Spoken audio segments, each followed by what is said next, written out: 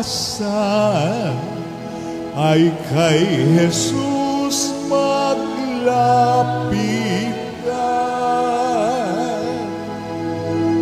upang kayo'y masiyahan. Alleluia, alleluia.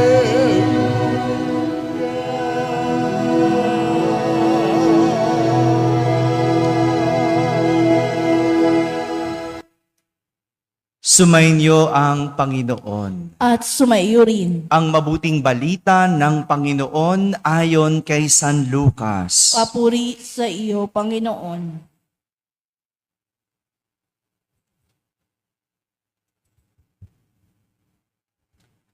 Noong panahong iyon, inanyayahan si Jesus ng isa sa mga Pariseyo upang makasalo niya. Pumaroon siya sa bahay nito at dumulog sa hapag. Sa bayan namang yaon ay may isang babae na kilalang makasalanan. Nabalitaan niyang kumakain si Jesus sa bahay ng Pariseyo, kaya't nagdala siya ng pabangong nasa sisidlang alabastro. At lumapit siya sa likuran ni Jesus. Sa gawing paanan, siya'y nanangis at nabasa ng kanyang luha ang mga paa ni Jesus. Pinunasan niya ang mga ito ng kanyang buhok, hinagkan at pinahiran ng pabango. Nang makita ito, ng Pariseyong nag-anyaya kay Jesus, nasabi nito sa sarili, kung talagang propeta ang taong ito, alam niya kung sino at kung anong uri ng babae ang humihipo sa kanya. Isang makasalanan. Bilang tugon sa iniisip ni Simon, sinabi ni Jesus, Simon, may sasabihin ako sa iyo. Sumagot siya, ano po iyon, Guro? Sinabi ni Jesus, may 2 taong nanghiram sa isang nagpapautang. Ang isa ay 500 denaryo at ang isa na may 50. Nang hindi makabayad, pareho silang pinatawad. Ngayon, sino sa kanila ang lalong nagmamahal sa nagpautang? Sumagot si Simon, sa palagay ko po'y ang pinatawad ng malaking halaga. Tama ang sagot mo, ang tugon ni Jesus. Nilingon niya ang babae at sinabi kay Simon, nakikita mo ba ang babaeng ito? Pumasok ako sa iyong bahay at hindi mo man lamang ako binigyan ng tubig para sa aking paa. Ngunit binasa niya ng luha ang aking mga paa at pinunasan ng kaniyang buhok. Hindi mo ako hinagkan. Ngunit siya, mula nang pumasok, ay hindi tumigil ng paghalik sa aking mga paa. Hindi mo pinahiran ng langis ang aking ulo, subalit pinahiran niya ng pabango ang aking mga paa. Kaya't sinasabi ko sa iyo, ang malaking pagmamahal na ipinamalas niya ang nagpapatunay na ipinatawad na ang marami niyang kasalanan. Ngunit ang pinatawad ng kaunti ay kaunti lang ang pagmamahal na ipinamamalas. Saka sinabi sa babae, pinatawad na ang iyong mga kasalanan. At ang kanyang mga kasalo sa pagkain ay nagsimulang magtanong sa sarili, sino ba itong pati pagpapatawad ng kasalanan ay pinangangahasan? Ngunit sinabi ni Jesus sa babae, iniligtas ka ng iyong pananalig. Yumaon ka na't ipanatag mo ang iyong kalooban. Mga kapatid, ang mabuting balita ng Panginoon. Pinupuri ka namin, Panginoong Yesukristo. Umupo ang lahat at makinig sa homilya. Magandang umaga po sa inyong lahat. Magandang umaga sa mga nasa barangay, sa mga nasa tahanan na nagsisimba via online at sa lahat ng nasa abroad. Kasama kayo sa aming banal na pagdiriwang dito sa ating parokya. Isang makabuluhan na may malalim na kahulugan ang ginawa ng isang babaeng makasalanan para kay Jesus. Narinig natin sa Ebanghelyo, ikinuwento kung paano humingi ng tawad ang isang babaeng kilalang makasalanan. Pinuntahan niya si Jesus sa isang salo-salo. At sa gawing paanan nito, siya'y nanangis at binasa ng kanyang luha ang mga paan ni Jesus. Pinunasan niya ng buhok at hinagkan, at sa huli, pinahiran ng pabango. Pinahiran ng pabango. Luha at pabango. Parehas na ibinuhos ng makasalanang babae sa paa ni Jesus.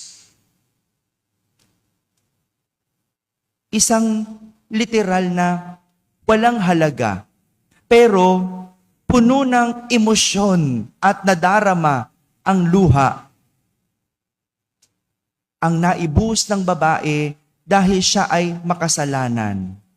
Hindi ba? Ang tao kapag lumuha, ibig sabihin matindi. Puno ng emosyon. Di ba? Kaya nga naluluha ka kapag sobrang sakit. Tama? Naluha ka kapag sobrang saya. Tama? Di ba? Pero pag masaya ka lang, hindi ka naluluha. Di ba? Pag sobrang nararamdaman, sobrang emosyon.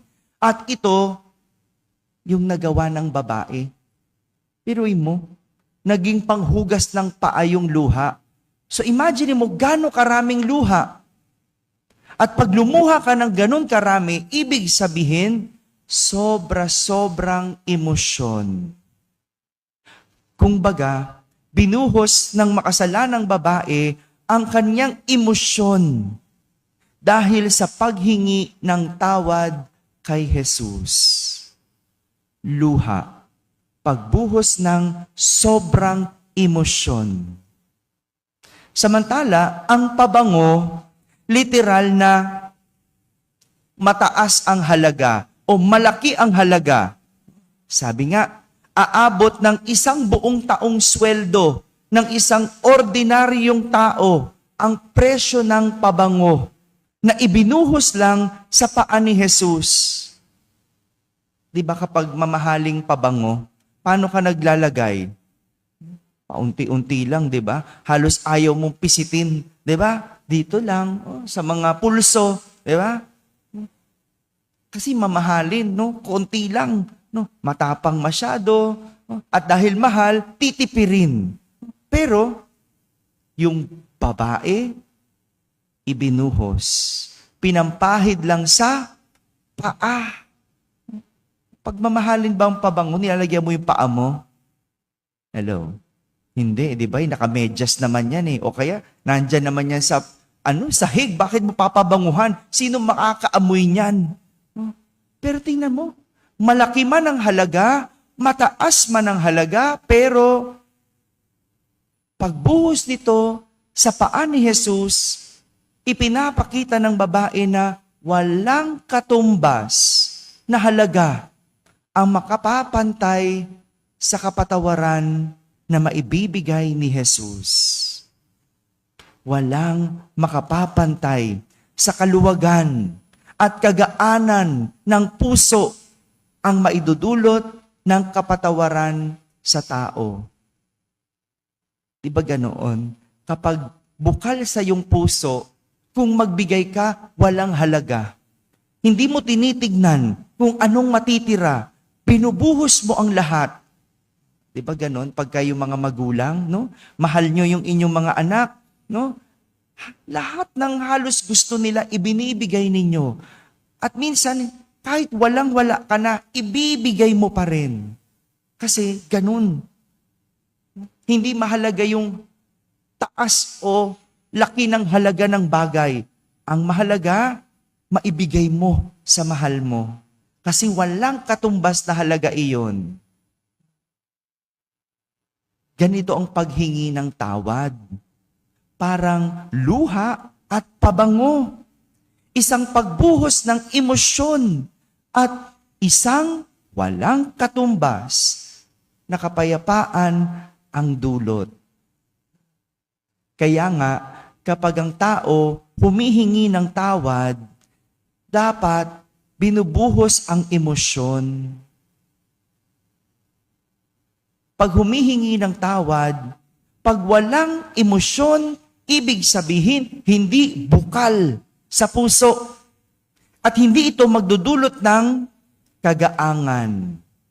Kapag ang paghingi ng tawad hindi nararamdaman, wala kang makukuhang kapayapaan.